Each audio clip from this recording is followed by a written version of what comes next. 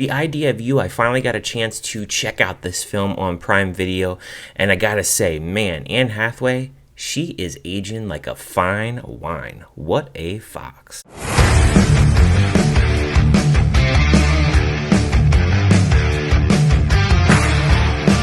40-year-old single mom Solin begins an unexpected romance with 24-year-old Hayes Campbell, the lead singer of August Moon, the hottest boy band on the planet. The film stars Anne Hathaway, Nicholas Galitzine, and Ella Rubin, and was directed by Michael Showalter, and he's done films like The Lovebirds, The Eyes of Tammy Faye, and the Dropout series on Hulu. I watched the trailer for The Idea of You a little bit while back, and I was like, Anne Hathaway, I'm definitely game to check this film out. Most films that she's in, even if I don't like them, it's always well acted with her in it, so I went ahead and gave this film a shot. Now this film, it starts out with Anne Hathaway's character. She is divorced, she has a daughter, she is going to go camping alone.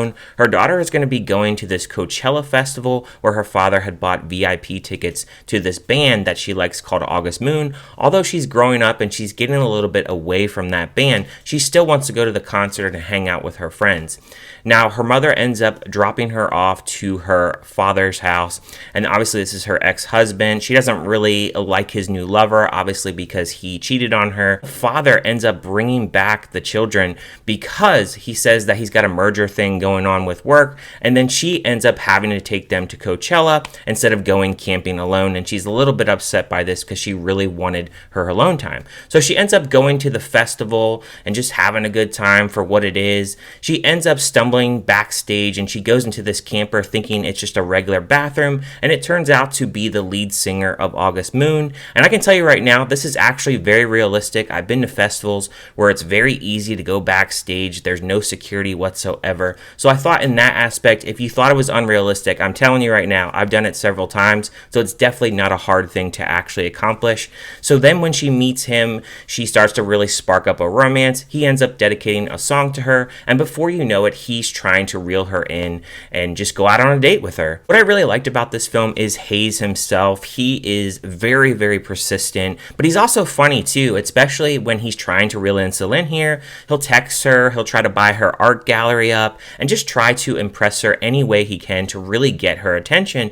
But this film, it really dives into trust issues, and both these characters definitely have trust issues. Hayes, I'm sure he really has to actually go through the ringer with a lot of different women. He's only 24 in this film, so you can imagine the younger women, they're just using him for his money, not really caring about him as a person. And I really can't imagine being a celeb and dating someone that is outside that realm, because you know it's very tough because people are really money hungry. And I can imagine that someone that is a celeb and they're looking for someone outside the realm of that, it's got to be really tough. Celine, her character, I can understand her trust issues because her husband obviously cheated on her, and she's in her 40s at this point in this movie. So I just feel like she is really in one of those crisis eras where her kids are grown up.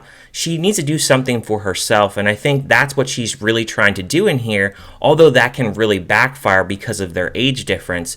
I did like to see the life of the band and the struggles that actually go on and the ramifications of what can actually happen when you get with someone that's a little bit younger. The tabloids in here and the different magazines that take pictures of them and really blow it up. I will never understand why in this society we are so obsessed with celebs and who they're dating. At the end of the day, we don't know these people, and the chances of us actually meeting them is probably very slim to none.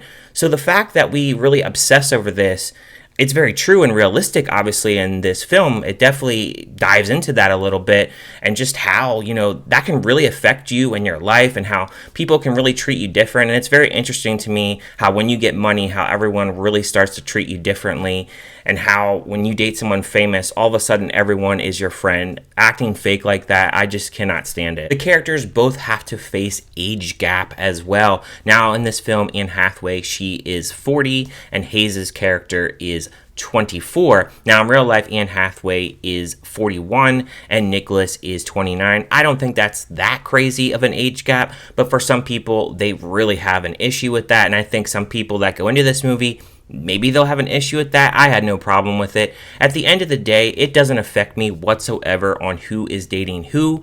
And I think that's something that really ties into the real life world as well. People are always worried about, oh man, he's 5 years older than that person, they're 10 years younger than that person. Who cares? If it works for them, it doesn't really affect you in the long run, so let them just be who they are going to be. I mean, if it's a toxic relationship, I can understand why you wouldn't want them to be together, but if they're working out fine and it works for them and they're in love, leave them be. And those ramifications, they really come into tie into this film, which I could really relate to, as I am with somebody that's 8 years younger than me.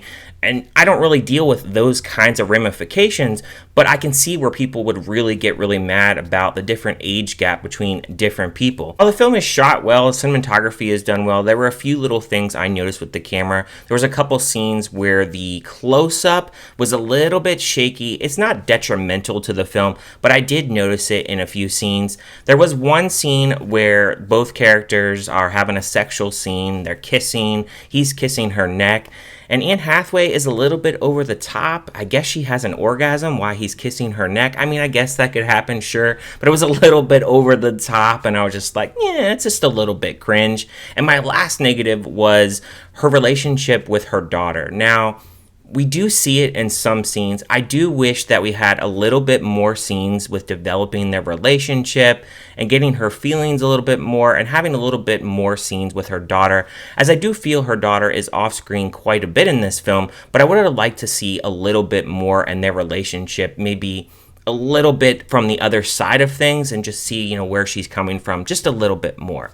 As far as the score for this film, I would give it a 3.5 out of 5. I think this movie is pretty good. I definitely think it's worth your time. If you like Anne Hathaway, I think that you will definitely enjoy this film. And if you definitely love these romance comedy kind of films, I think that you'll really like it. But I will say that it's not like a full-on fledged comedy film. It's more romance drama-ish than I would say comedy, but it does have a little bit of comedy mixed in there in between.